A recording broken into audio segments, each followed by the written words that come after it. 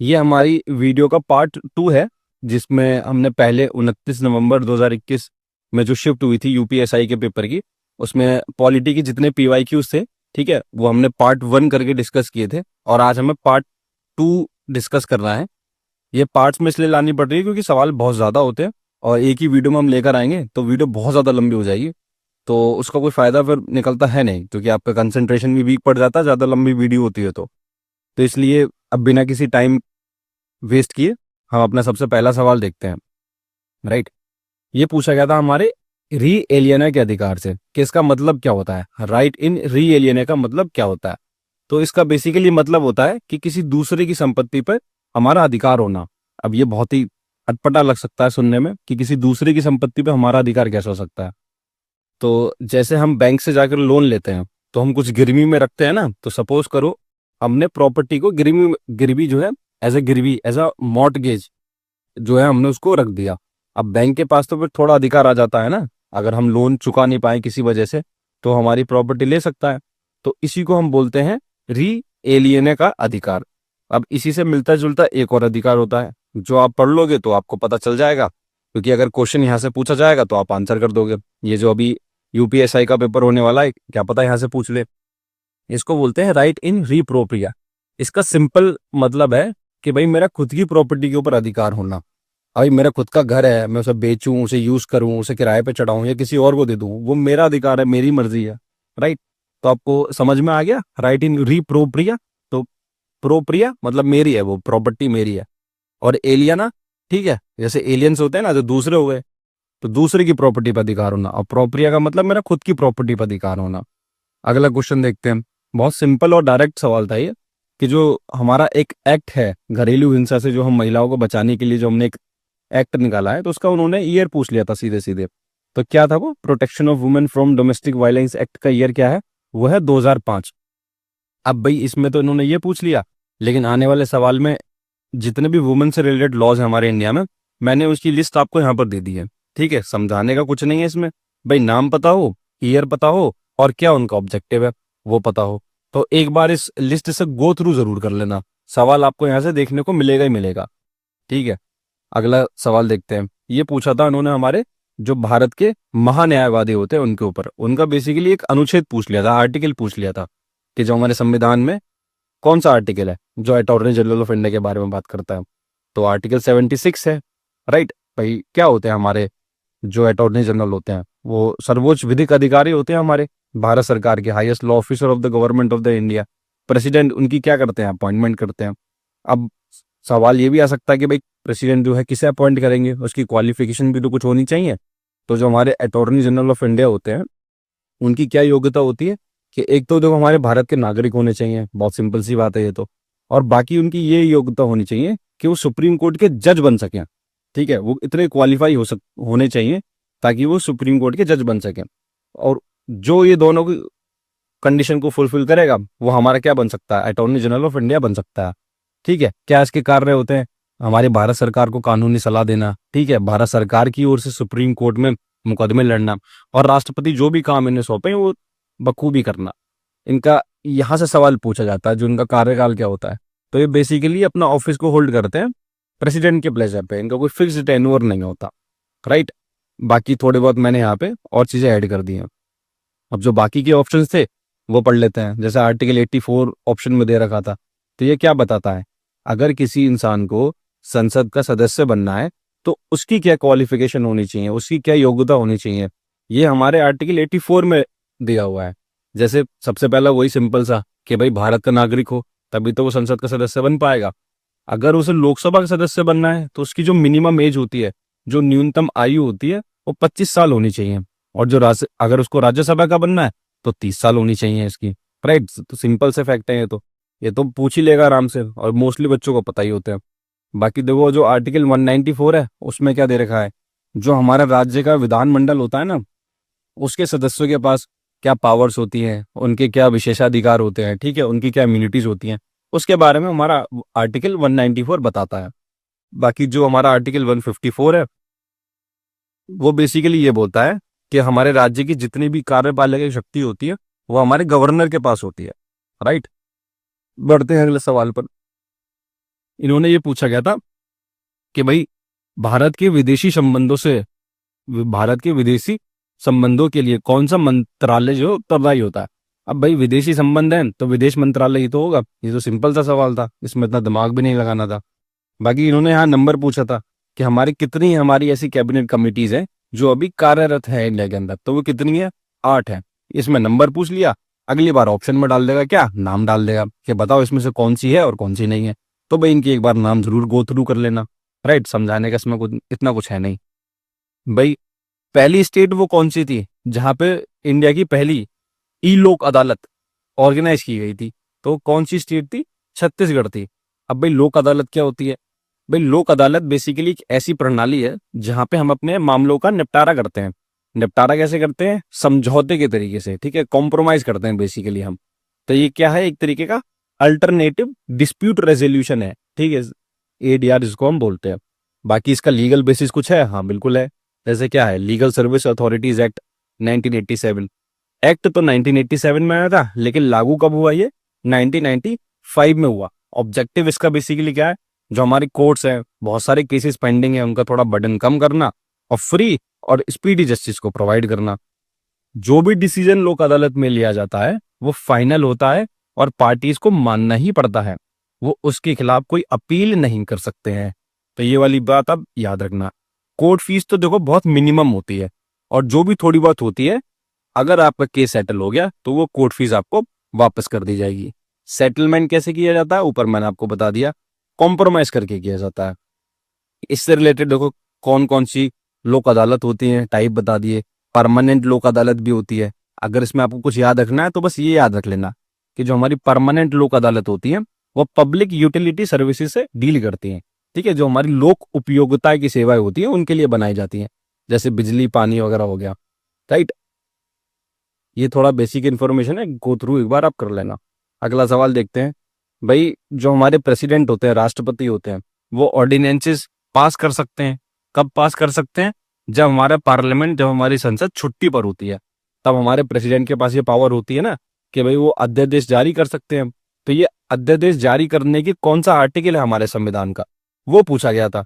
तो article 1 to 3 तो है वो, ठीक है, आर्टिकल 123 ही है। भाई इसके बारे में थोड़ा बेसिक जान लो और क्या क्या दे रखा है आर्टिकल 123 में। भाई जब संसद की छुट्टी होती है, अब मान के चलो ऐसी कोई सिचुएशन आ गई कि भाई उस वक्त कानून बनाना जरूरी था हमारे लिए और संसद थी छुट्टी पर, तो हमारे प्रेसिडेंट के पास भी तो कोई पावर होनी चाहिए कि वो ऑर्डिनेंस ऐसा कुछ बना सके। तो बिल्कुल है, आर्टिकल 123 में ऐसा दे रखा है, जब हमारे संसद सत्र में ना हो। क्या प्रेसिडेंट अपने मन से ये वाली पावर को यूज करते हैं? बिल्कुल भी नहीं। भाई जो काउंसिल ऑफ मिनिस्टर्स होते हैं, ठीक है, पीएम के साथ, जिनका हेड कौन होता है? पीएम। वो एडवाइस करते हैं प्रेसिडेंट को, तब जाके प्रेसिडेंट जो होते हैं वो हमारे ऑर्डिनेंस को पास करते हैं। जैसा एक एक्ट होता है वैसे ही हमारे ऑर्डिनेंस होता है, दोनों की पावर सिमिलर होती है।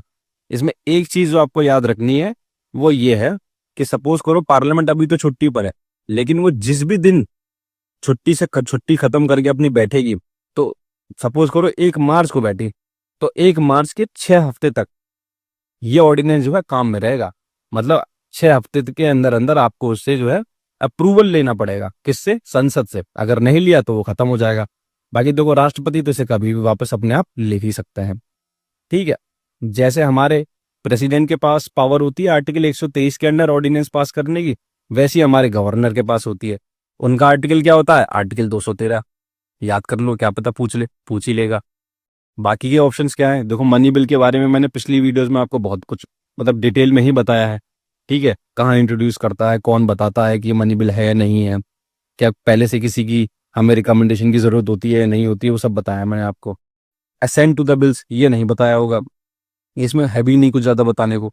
इसमें बेसिकली है कि जो हमारे राष्ट्रपति होते हैं उनके पास जब कोई जो बिल जाता है, हमारी संसद पास करके राष्ट्रपति के पास कोई बिल भेजती है, तो उनके पास क्या क्या ऑप्शंस होते हैं।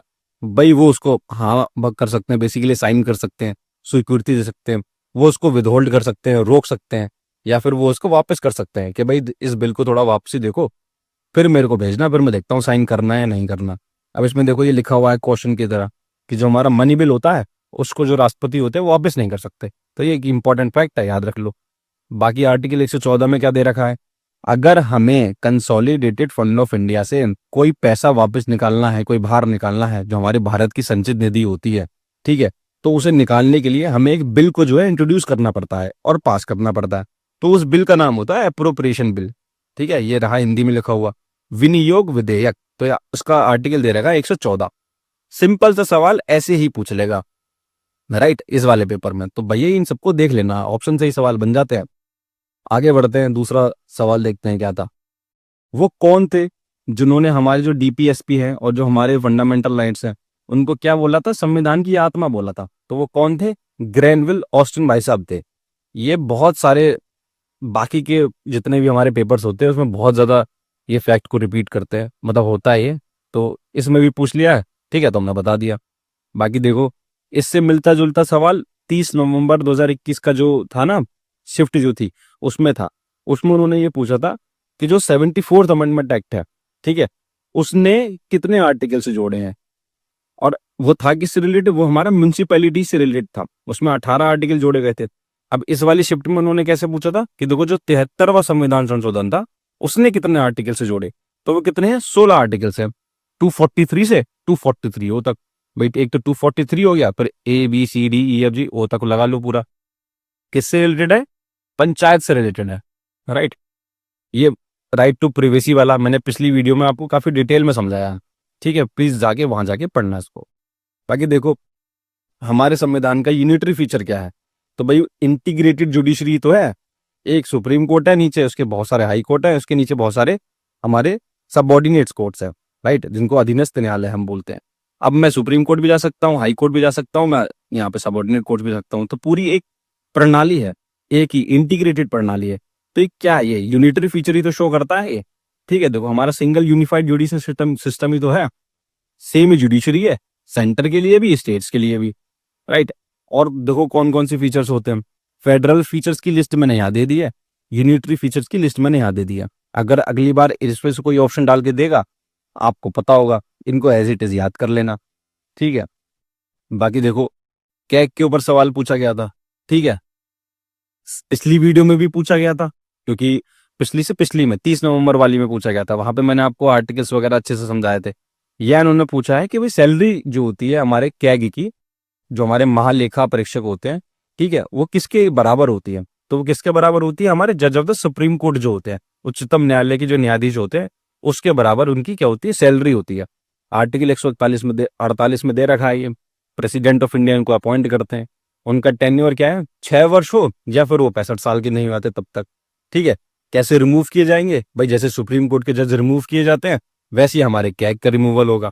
सैलरी भी हमारे किसके बराबर है? सुप्रीम कोर्ट के जज के बराबर ही है, ठीक है। लोक धन के संरक्षक हैं ये हमारे। बाकी जो कैग होते हैं वो रिपोर्ट किसको सबमिट करेंगे? प्रेसिडेंट को देंगे। प्रेसिडेंट उस रिपोर्ट को कहाँ सबमिट करेंगे? हमारी संसद में, पार्लियामेंट में करेंगे। फिर पार्लियामेंट के अंदर ये कमेटी जो होती है, पब्लिक अकाउंट कमेटी, वो जो है कैग की रिपोर्ट को अच्छे से एग्जामिन करेगी, राइट। देखो हिंदी इंग्लिश सब दे रखे हैं मैंने। ये बहुत ही सिंपल सा सवाल था कि जो लोकसभा होती है और जो हमारी विधानसभा होती है उनके जो इलेक्शंस होते हैं वो कितने साल पर होते हैं? तो 5 सालों पर ही तो होते हैं वो। ये भी नहीं पता क्या आपको? पता ही होगा भाई। देखो अगला सवाल देखते हैं। जुडिशियल एक्टिविज्म पे पूछा था कि जो फिलॉसफी थी हमारी जुडिशियल एक्टिविज्म की, ठीक है, तो उनके मतलब किसने बेसिकली इंट्रोड्यूस करी थी? वो चैंपियन कौन थे? तो कौन थे हमारे? वो PN भागवती जी थे और VR कृष्ण अय्यर थे। अब ये है एक ब्रॉड कॉन्सेप्ट। इसके अंदर ये कॉन्सेप्ट आता है PIL का, जिसके ऊपर हमने कई बार जो है सवाल डिस्कस कर लिया। मतलब 2 से 3 बार तो हम डिस्कस कर ही चुके हैं पिछली वीडियोस में, पॉलिटी की जो मेरी वीडियोस हैं, ठीक है। PIL को अच्छे से डिस्कस कर चुके हैं। आता किसके अंडर है? जुडिशियल एक्टिविज्म के ऊपर। अब ये जुडिशियल एक्टिविज्म क्या होता है? इसका बहुत बेसिक सा मतलब ये है कि जो हमारी न्यायपालिका है वो सक्रिय रूप से हमारे जब अधिकारों को मतलब सेव करने के लिए, ठीक है, प्रोटेक्ट करने के लिए जब आती है, अपने मन से खुद से आती है, क्योंकि उसको जस्टिस को डिलीवर करना होता है, तो उसको बोलते हैं जुडिशियल एक्टिविज्म।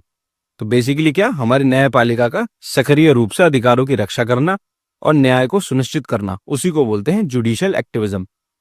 इसी के अंदर हमारे आती है PIL। अब ये PIL जिसने इंट्रोड्यूस करी थी ना, वो ये दोनों ही थे, कृष्ण अय्यर और PN भागवती जी, राइट। आगे आपको समझ में? देखो ये वाला सवाल पिछली वीडियोस में भी हमने देखा था।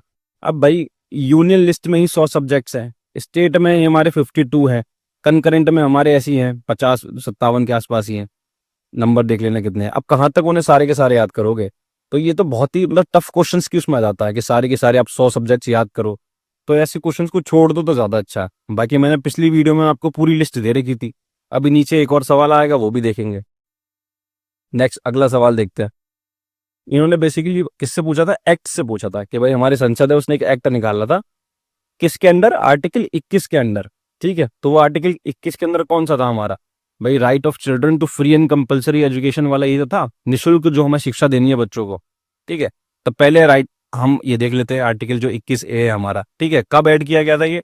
86वां संविधान संशोधन किया गया था ना, जिसके अंदर हमने बोला था कि जो 6 से 14 साल के बच्चे हैं उनको ही हम मौलिक अधिकार दे रहे हैं कि वो फ्री और कंपलसरी एजुकेशन प्राप्त कर सकते हैं। अब इसको प्रैक्टिस में लाने के लिए हमने वो निकाल दिया था, एक्ट निकाला था। ठीक है, राइट टू एजुकेशन एक्ट। कब इन्फोर्स किया गया था ये, मतलब कब बेसिकली इंप्लीमेंट किया गया था ये?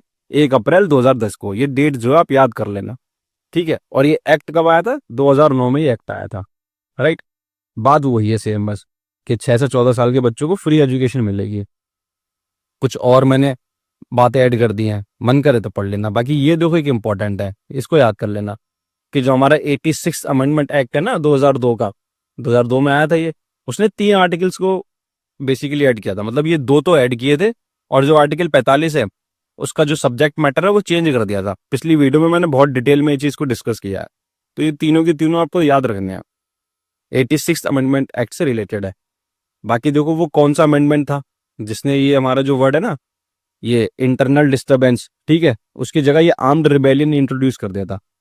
किस में? नेशनल इमरजेंसी में। समझाता हूँ क्या होती है। देखो आर्टिकल 352 के अंदर हमारे प्रेसिडेंट के पास ये पावर होती है कि वो राष्ट्रीय आपातकाल को घोषित कर सकते हैं, नेशनल इमरजेंसी घोषित कर सकते हैं। ठीक है, कब? जब हमारा भाई युद्ध छिड़ जाए किसी के साथ, हमारे ऊपर कोई भारी आक्रमण कर दे और हमारे भारत के अंदर कोई सशस्त्र विद्रोह हो जाए, आर्म्ड रिबेलियन हो जाए।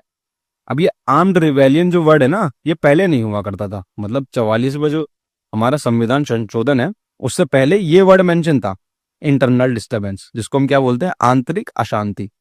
अब आप नाम से ही देखो, इस वर्ड के अंदर तो मैं कुछ भी डाल सकता हूँ। कितना वेग है, कितना अस्पष्ट है ये, है कि नहीं है? भाई मतलब हमारे देश के ही लोग अगर चले जाएं अपने अधिकारों को लड़ने के लिए, तो सरकार तो बोल सकती है कि देखो आंतरिक अशांति जैसा सिचुएशन क्रिएट हो रही है, हम नेशनल इमरजेंसी लगा रहे हैं। तो कितना वेग है ये वर्ड।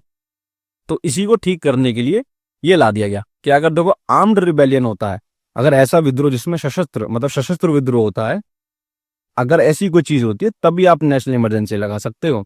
तो इसीलिए अब थोड़ा ठीक लग रहा है ये सुनने में, वरना इसके अंदर तो मैं कुछ भी डाल सकता हूँ इंटरनल डिस्टर्बेंस के अंदर। तो उन्होंने यही सवाल पूछा था कि ये जो वर्ड का रिप्लेसमेंट किया गया था तो कौन से अमेंडमेंट से किया गया था? तो हमारा 44th अमेंडमेंट एक्ट था 1978 में जो आया था। राइट, वही है कि इमरजेंसी पावर का मिसयूज ना हो सके। ठीक है, मैंने ये सारी चीजें जो है यहाँ मेंशन कर दी हैं। बाकी ये याद रख लो कि भाई पहली बार इमरजेंसी कब लगी थी? जब चाइना के साथ युद्ध था हमारा 1962 में, तब लगी थी। दूसरी बार पाकिस्तान के साथ। तीसरी बार तो हमारी इंदिरा गांधी जी ने ऐसी तैसी कर दी थी। ठीक है, बाकी तीनों तरीके की इमरजेंसी और उनके आर्टिकल मैंने यहाँ मेंशन कर रखे हैं। इससे पिछली वाली वीडियो में भी मैंने बहुत कुछ डिटेल में डिस्कस किया था। अगला क्वेश्चन देखते हैं, वो कौन सा कॉन्स्टिट्यूशन, वो हमारा कौन सा अमेंडमेंट है, संशोधन है, जिसने मेट्रोपॉलिटन प्लानिंग कमेटी बनाने की बात करी थी? तो ये मेट्रोपॉलिटन प्लानिंग कमेटी जो बनाई जाती है ना, ये आपकी म्यूनिसिपैलिटी वाले के अंदर आती है। ठीक है, तो जो उससे रिलेटेड ये एक्ट था 74th अमेंडमेंट वाला जो एक्ट था। आप इसमें कंफ्यूजन हो सकते थे 73rd में और 74th में, पर 73rd में क्या है, हमारी पंचायत वगैरह होती हैं, और 74th में हमारी म्यूनिसिपैलिटी से रिलेटेड है, जो अर्बन लोकल बॉडीज होती हैं। तो ये अर्बन लोकल बॉडी ही तो है मेट्रोपॉलिटन प्लानिंग कमेटी। ये तो मैं आपको सब पहले बता चुका हूँ अच्छे तरीके से। बस मेट्रोपॉलिटन प्लानिंग कमेटी के बारे में कुछ बातें याद रख लो, जैसे इसका आर्टिकल याद रख लो 243 ZE, पूछ लेगा। ठीक है, आयोग ऐसी है। करता क्या है ये? जितने भी हमारे मेट्रोपॉलिटन एरिया होते हैं, कौन से एरिया जिनकी पॉपुलेशन, जिनकी जनसंख्या 10 लाख से ज्यादा होती है, तो उनके डेवलपमेंट के लिए प्लान बनाना, इसका ये काम होता है। ठीक है, विकास की योजना बनाना। भाई हमारी पंचायत से, हमारी म्यूनसिपैलिटीज हैं, उसके बीच में कोऑर्डिनेशन बनाए रखना, इंफ्रास्ट्रक्चर को कैसे बनाना है वो पूरा प्लान करना, जितने रिसोर्सेज हैं वो यूज करना। तो इस काम होते हैं हमारे मेट्रोपॉलिटन प्लानिंग कमेटी के। ये अगर वर्ड का मतलब पता है ना आपको कि ऐसा एरिया जिसकी 10 लाख से ज्यादा पॉपुलेशन है, उसको बोलते हैं मेट्रोपॉलिटन। अब उसी एरिया को बेसिकली प्लान बनाने के लिए एक प्लानिंग कमेटी बना दिया। ये कुछ सब्जेक्ट्स हैं हमारे, देख लेना एक बार। बाकी देखो ये फिर से रिपीट हो गया, right of children to free and compulsory education, ऊपर हम देख ही चुके हैं। ये 6th शेड्यूल से हमारा पूछा गया था। शेड्यूल्स मैंने आपको पिछली वीडियो में अच्छे से कवर कराए हुए हैं, ठीक है, तो यहाँ भी देख लेते हैं। 6ठे शेड्यूल से क्वेश्चन पूछा गया था कि भाई कौन सी स्टेट ऐसी है जो 6th शेड्यूल के अंदर नहीं आती है। तो मणिपुर नहीं आती है। कौन कौन सी आती है इसमें? असम, मेघालय, त्रिपुरा, मिजोरम, AMTM, ठीक है। ये रहा, ये लिख दिया है मैंने यहाँ पे। ये 4 स्टेट्स हैं, इनके अलावा और कोई स्टेट्स है नहीं 6th शेड्यूल में। आर्टिकल देख लो एक बार। बढ़ते हैं अगले सवाल पर। जो हमारे इलेक्शन कमिश्नर होते हैं, ठीक है, उनकी टर्म कितनी होती है? भाई या तो वो 6 साल तक काम करेंगे, या उनकी आयु 65 साल हो जाए तब वो काम करेंगे। इन दोनों में से जो पहले हो जाए, ठीक है, वो बेसिकली उनकी टर्म होती है। वो 324 के अंदर हमारा क्या दे रखा है? इलेक्शन कमीशन ऑफ इंडिया दे रखा है। कब हुआ था ये एक इंपॉर्टेंट है, 25 जनवरी 1950 को ये वह एस्टैब्लिश्ड हुआ था ये, ठीक है। और मैंने थोड़ी बेसिक इन्फॉर्मेशन दे दी है, मतलब पढ़ोगे आप आपको खुद ही समझ में आ जाएगा, ऐसे समझाने वाला कुछ नहीं है। देखो मैं ऊपर आपको बता रहा था ना यूनियन लिस्ट में कितने सारे सब्जेक्ट्स हैं, तो ये एक इंपॉर्टेंट सब्जेक्ट है एटॉमिक एनर्जी वाला। इसी से रिलेटेड मैंने आपको लिस्ट दे दी है। एटलीस्ट ये तो पढ़ ही लेना। अगर आप ये पढ़ लोगे ना तो आप थोड़ा एलिमिनेट कर पाओगे ऑप्शंस को। जैसे यूनियन लिस्ट में हमारे, मैंने बताया था ना, 100 से ज्यादा है, मतलब 100, पूरे 100 सब्जेक्ट्स है। अब वो 100 के 100 तो याद नहीं रख सकते हो, लेकिन जो इंपॉर्टेंट वाले हैं वो याद कर सकते हो। थोड़ा आइडिया भी लग जाएगा आपको कि हाँ यूनियन में ही होगा ये को। बाकी ये स्टेट के हैं, ये कंकरेंट के हैं, भैया पढ़ के जरूर चले आना, याद कर लेना। ये पिछली वीडियो का ही रिपीटेड वाला है। और ऊपर भी मैंने आपको दिखाया था कि जो 86 कॉन्स्टिट्यूशनल अमेंडमेंट एक्ट था, उसने 3 चीजें ऐड करी थी हमारी, जिसमें से कि ये क्या थी, हमारे आर्टिकल 51A के अंडर था ना, हमारा के वाला था शायद, फंडामेंटल जो ड्यूटी थी, 11वीं फंडामेंटल ड्यूटी, वो ऐड करी गई थी, ठीक है। वो कौन सी कमेटी थी जिसने ये बोला था कि भाई लोकपाल और लोकायुक्त बनने चाहिए? क्या होते हैं ये लोकपाल और लोकायुक्त? बेसिकली भ्रष्टाचार को रोकने के लिए जो हमारे इंस्टीट्यूशन बनाए गए हैं वो होते हैं ये, ठीक है। तो कौन सी कमेटी थी जिसने बोला था कि ऐसी अथॉरिटीज बनानी चाहिए? तो हमारी वो कौन सी थी? फर्स्ट एडमिनिस्ट्रेटिव रिफॉर्म कमीशन, जो 1966 में बनी थी, जिसके चेयरमैन कौन थे? मोरारजी देसाई जी। उन्होंने ये वाली बात बोली थी, ठीक है। भाई एक्ट भी, मतलब बेसिकली ये बॉडी बनाने के लिए हमें एक एक्ट पास करना पड़ा था, तो लोकपाल एंड लोकायुक्त एक्ट आया था हमारे 2013 में, राइट। आगे बढ़ते हैं। वो क्या पूछा गया था इन्होंने?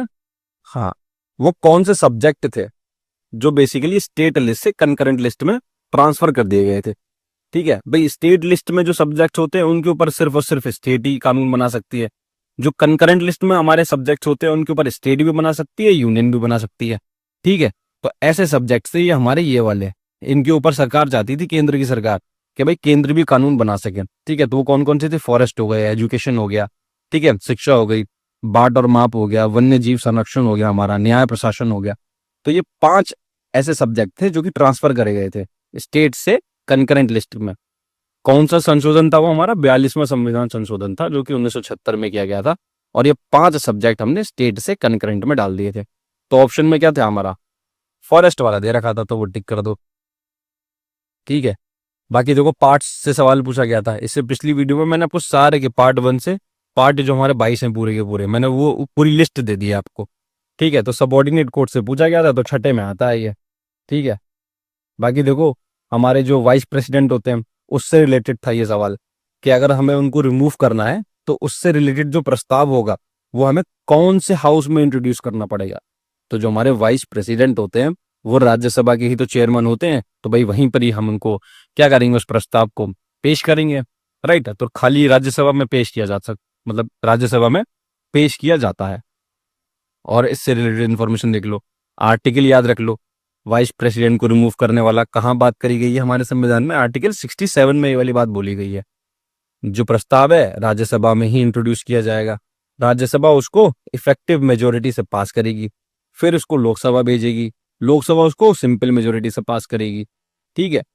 नोटिस पीरियड याद रख लो, ये बहुत ज्यादा इंपॉर्टेंट है, क्वेश्चन में पूछते ही रहते हैं, मतलब हमारे पेपर्स में 14 दिन का एडवांस नोटिस देना पड़ता है, तभी ये जो है पेश किया जाता है, ठीक है। बाकी ये सारी सेम चीज मैंने आपको वही बता दी है, ठीक है। अब अगला सवाल देखते हैं, ये हमारा लास्ट क्वेश्चन है।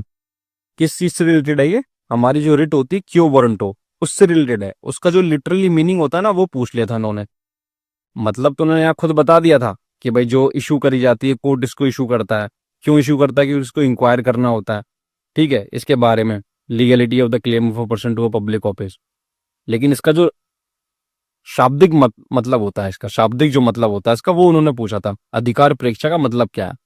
तो इसका मतलब होता है किस अधिकार से, बाई व्हाट अथॉरिटी, ठीक है।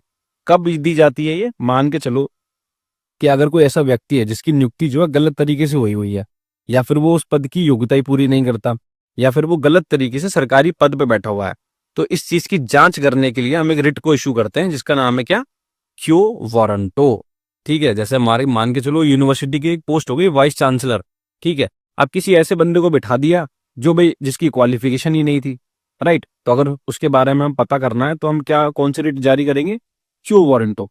तुम किस अधिकार से इस पद पर बैठे हो, तो उसका जो मीनिंग है, लिटरली मीनिंग है, ये रहा क्यो वारंटो का, क्या होता है, बाई व्हाट अथॉरिटी, अधिकार प्रेक्षा। अब इससे पूछा गया था, बाकी की जो 4 रिट हैं इनके भी मीनिंग याद रख लो, क्योंकि यहां से तो क्वेश्चन बन ही सकता है, रिट्स तो वैसे भी बहुत ज्यादा इंपॉर्टेंट है। जैसे हैबियस कॉर्पस का क्या मतलब होता है, बंदी प्रत्यक्षीकरण, प्रोड्यूस द बॉडी, मतलब इसको हिंदी में ये बोलते हैं, इसका मीनिंग होता है ये, प्रोड्यूस द बॉडी। मैंडेमस का क्या मतलब होता है, वी कमांड, हम आदेश देते हैं बेसिकली। प्रोहिबिशन का मतलब होता है टू फॉरबिड, रोकना। सर्शिरोरी का मतलब होता है टू बी सर्टिफाइड, राइट। अब देखो ये थोड़ा सा डिटेल में दे रखा है मैंने, एक बार पढ़ लो इनको क्या क्या होती है। जैसे हैबियस कॉर्पस जो रिट होती है हमारी, वो कब इशू करी जाती है, भाई मान के चलो हमारी पुलिस हो गई, उसने किसी व्यक्ति को इलीगली डिटेन कर लिया, बेसिकली गैर कानूनी रूप से हिरासत में रखा हुआ है। अब ना तो वो कोर्ट में लेके जा रहे हैं उसको, ठीक है, ना एफआईआर के बारे में कुछ बता रहे हैं उसके घर वालों को, तो उसके घर वाले जो है सुप्रीम कोर्ट जा सकते हैं, हाई कोर्ट जा सकते हैं, उनको जाके बोल सकते हैं कि देखो भैया हमारे घर के किसी व्यक्ति को पुलिस वालों ने ऐसे करके कैद कर रखा है और हमें रीजन बताए नहीं जा रहे हैं। तो सुप्रीम कोर्ट इसकी जांच पड़ताल करेगा, वो हमारे उस पुलिस ऑफिसर को उस थाने से पुलिस वालों से बोलेगा, एक एग्जाम्पल दे रहा हूं मैं, ठीक है, उनको बोलेगा जाके, जो भी संबंधित प्राधिकारी होंगे उनको जाके बोलेगा कि भाई उस व्यक्ति को अदालत के सामने पेश करो और हिरासत का कारण बताओ। अगर वो अवैध पाई गई हिरासत, अगर वो इलीगल पाई गई, तो फिर जो हमारी अदालत है, जो हमारा कोर्ट है, वो उस व्यक्ति को तुरंत रिहा करने का आदेश देती है। तो आप समझ में आ गए हैबियस कॉर्पस कब इशू करी जाती है। अब देखते हैं मैंडेमस कब इशू करी जाती है, ठीक है। एग्जाम्पल से आपको समझाता हूं मैं। मान के चलो आप नगर निगम गए, ठीक है, जो हमारे शहरों में होता है नगर निगम, उसका काम है, नगर निगम में एक कोई पर्टिकुलर ऑफिस है, ठीक है, उसके अंदर एक पर्टिकुलर कोई ऑफिसर बैठा हुआ है, उसका काम है बर्थ सर्टिफिकेट को इशू करना। मैं उसके पास गया, मैंने अपने सारे डॉक्यूमेंट्स दे दिए, सारी चीज जो भी रिक्वायर्ड थी सबकी सारी की सारी मैंने उसको मतलब बेसिकली सबमिट कर दी, पर वो ऑफिसर सुन ही नहीं रहा मेरी, ठीक है। उसका लीगली काम क्या है भाई, वो मेरी बात को सुने, लेकिन वो सुन ही नहीं रहा। अगर वो नहीं सुनता है तो मैं फिर कोर्ट जा सकता हूँ, basically supreme court, high court में जा सकता हूँ, अपनी कोर्ट को अपनी बात बता सकता हूँ, फिर कोर्ट सुनेगा मेरी बात, फिर जो वो पब्लिक अथॉरिटी है या जो भी गवर्नमेंट ऑफिसर है वो उसको आदेश देगा। वी कमांड, हम आदेश देते हैं कि भैया आप अपनी लीगल ड्यूटी जो आपको दी गई है उसको पूरा करो, ठीक है। अगर वो बेसिकली जो पब्लिक अथॉरिटी है वो मना कर देती है या फिर रिफ्यूज कर देगी परफॉर्मेंस, अपनी ड्यूटी को परफॉर्म करने से, तो जो हमारा जो कोर्ट है वो उस चीज को ऑर्डर कर देगा बेसिकली उसको। मतलब वो हमें मना कर रही थी ना कि हम तो नहीं कर रहे, हम कोर्ट के पास चले गए, कोर्ट ने उसको ऑर्डर दे दिया करो, अब कोर्ट का ऑर्डर तो उसको मानना ही पड़ेगा। तीसरी रीत देखते हैं प्रोहिबिशन वाली। इसका बेसिकली ये मतलब होता है कि अगर कोई लोअर कोर्ट है, ठीक है, कोई सबॉर्डिनेट कोर्ट है हमारा, वो कोई ऐसा केस सुनने वाला है जो उसके अधिकार क्षेत्र में आता ही नहीं है, तो हमारी सुप्रीम कोर्ट और हाई कोर्ट इस बात को संज्ञान में लेती हैं और उस लोअर कोर्ट को पहले ही जाके मना कर देती हैं, रोक लगा देती हैं कि भाई साहब ये आपके अधिकार क्षेत्र में नहीं है, इसको सुनना मत आप, ठीक है। तो कब इशू करी जाती है, जब हमारा हाई कोर्ट किसी लोअर कोर्ट या ट्रिब्यूनल को पहले से ही बोल देता है कि ये केस मत सुनना, तुम्हारे अधिकार क्षेत्र में नहीं है ये, ठीक है। तो मतलब पहले से ही रोक दिया उसको, टू स्टॉप। प्रोहिबिशन का मतलब ये होता है। बाकी सर्शियोरी का क्या मतलब होता है, अब मान के चलो उस कोर्ट ने वो केस जो है सुन लिया, ठीक है, उसके ऊपर अपना फैसला भी सुना दिया। अब हाई कोर्ट आएगा, ठीक है, हाई कोर्ट या बेसिकली सुप्रीम कोर्ट, जितने भी ऊपर के कोर्ट्स हैं वो आएंगे, वो बोलेंगे तुम्हारे अधिकार क्षेत्र में था ही नहीं, पहली बात तो तुम्हें सुनना ही नहीं चाहिए था, तुम्हारे अधिकार क्षेत्र में ही नहीं था ये, लेकिन तुमने सुन लिया है, इसके ऊपर फैसला सुना दिया है, हम इसको कैंसिल करते हैं क्योंकि तुम्हारे तो क्षेत्र का ही नहीं है। तो सर्शिरोरी में क्या हुआ, उस लोअर कोर्ट ने अपना फैसला सुना दिया था, उस फैसले को नकार दिया। किसने? हायर कोर्ट ने, ठीक है, सुप्रीम कोर्ट ने, हाई कोर्ट ने। तो बेसिकली फैसले के बाद की कहानी कहाँ आती है? सर्शिरोरी में। और फैसले की पहले की कहानी, फैसले सुनने वाला ही था वो, उसे तभी रोक दिया। तब कौन सी रिट जो हमारी यूज करी जाती है? प्रोहिबिशन की। क्यों वारंट तो हमने देख ही ली है, राइट। अब देखो ये वीडियो खत्म हो चुकी है हमारी। 29 नवंबर के जितने क्वेश्चन थे वो हमने सारे के सारे डिस्कस कर लिए हैं। मिलते हैं नेक्स्ट वीडियो में आपसे। ये वीडियो अच्छी लगी हो तो लाइक कर दो, चैनल को सब्सक्राइब कर दो। Thank you so much.